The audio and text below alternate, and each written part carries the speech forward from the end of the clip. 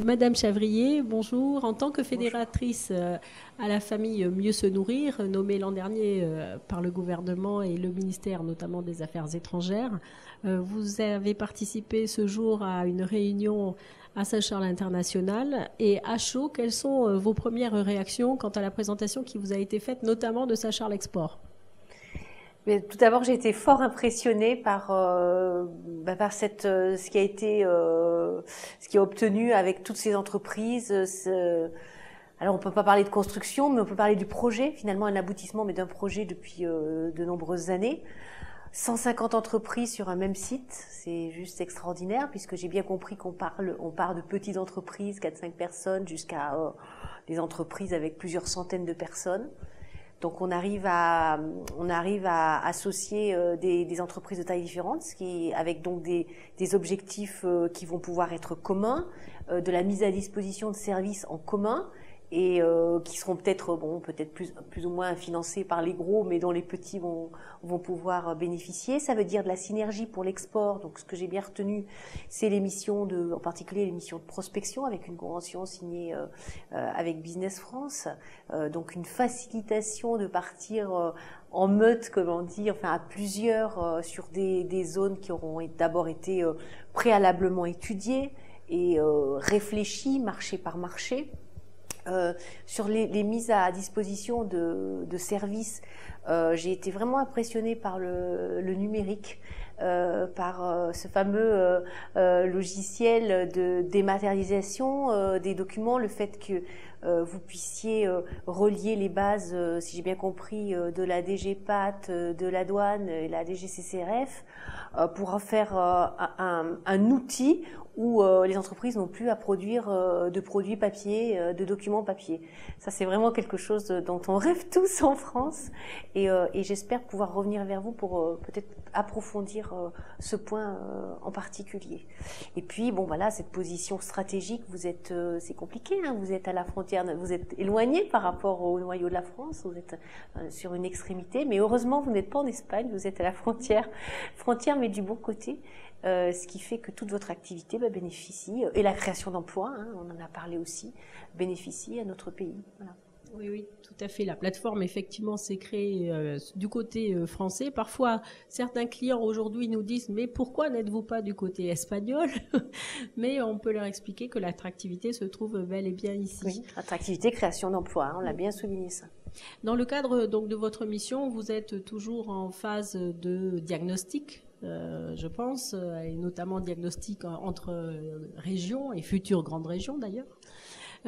Quel est votre ressenti par rapport justement à la démarche de Saint-Charles Export? Comment peut-elle éventuellement s'apparenter à des projets que vous auriez pour le futur? Alors très honnêtement, j'ai pas encore eu le temps de penser à tout ça, mais ce projet réellement sur la base d'un projet de synergie entre des entreprises qui appartiennent, alors pas toutes au trading de fruits et légumes, hein, en fait, on a j'ai bien compris, on a des grands logisticiens aussi, donc on a mis sur une plateforme la ressource et puis tous les outils pour pouvoir mieux exporter, hein. On a beaucoup parlé aussi des différents moyens logistiques, hein, que ce soit de l'avion, du ferroviaire, le train, le véhicule plus ferroviaire, le bateau bien sûr. Donc je crois que voilà. Alors pour l'instant, il faut que ça mature un peu dans ma tête, mais je pense qu'on pourrait peut-être créer ce type de plateforme, par exemple au Havre, hein, pourquoi pas, hein, pour peut-être redynamiser ce port et permettre surtout à des petites entreprises de localiser plusieurs services en un seul et même endroit. Enfin, en tout cas, toutes leurs problématiques. Et que pensez-vous de l'idée de marier différentes familles de produits justement sur une plateforme comme la nôtre qui pourrait ainsi bénéficier des supports logistiques? Par exemple, ici, les fruits et légumes sont organisés de cette façon, mais pourquoi pas relier justement la viticulture? Oui, on l'a évoqué. C'est vrai, tout de suite j'ai pensé à ça parce que ma question c'était est-ce que la viticulture bénéficie de cette plateforme? Donc on avait la chance d'avoir le président de la chambre d'agriculture avec nous, on a donc qui est viticulteur, donc on en a bien parlé.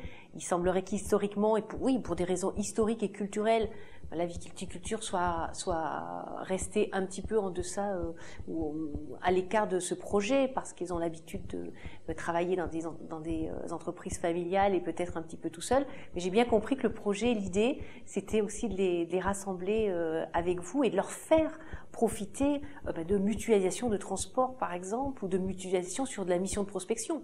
Pourquoi pas imaginer, vous partez pour les fruits et légumes, en tout cas une certaine catégorie, pourquoi vous n'emmèneriez pas avec vous un ou une ou plusieurs caves, voire des coopératives? Voilà, je crois que j'étais complètement en phase. Enfin, ma question était en phase avec la réflexion que vous avez aujourd'hui au niveau de la Chambre de commerce et de la Chambre d'agriculture et de Saint-Charles. Estimez-vous que le fait d'être directrice du développement de l'entreprise Charles Faraud est un plus qui vous permet de mieux comprendre les questions que se posent justement les entreprises face parfois aux méandres administratifs? Définitivement oui, j'y suis confrontée depuis de nombreuses années et malheureusement on ne voit pas de progrès. On a des situations sclérosées ou sclérosantes depuis des années et on voit pas d'amélioration. Je reviens toujours à ces problèmes de documentation, de dématérialisation. On sait que quand on fait partir un camion demain au grand export, il faut passer, en tout cas nous en Vaucluse, 2 à 3 heures pour naviguer de la chambre de la maison des populations, de faire tamponner tous vos documents et il nous faut donc heureusement on n'en a pas plusieurs par jour. Mais ce n'est pas qu'un problème propre ou à PACA ou à Languedoc-Roussillon, c'est dans toutes les régions le même souci d'avoir une difficulté d'obtention des documents avec ces signatures, avec ce côté manuel. Il faut arriver à quelque chose de beaucoup plus, entre guillemets, numérique. Et je pense qu'on y arrivera, parce que vous avez une belle initiative. Je sais que la CCI de Paris aussi a mis des choses en place. On travaille et c'est vraiment un sujet important. Il y a ce sujet-là. On a évoqué un peu le sujet aussi sanitaire, phytosanitaire, puisque j'ai demandé aux gens qui étaient autour de la table de me faire remonter des problèmes qu'ils auraient sur certains fruits et légumes et en rapport avec certains pays. Et puis peut-être voilà des problèmes douaniers ou des problèmes de taxes douanières qui finalement freineraient leur compétitivité à l'approche de nouveaux marchés. Madame Chavrier, nous vous remercions de cette visite sur la première plateforme européenne de commercialisation, transport et logistique de fruits et légumes. Et nous vous proposons une nouvelle invitation dès que vous souhaitez revenir sur Perpignan. C'est moi qui vous remercie de ce chaleureux accueil et de cette belle découverte. Au revoir et à bientôt.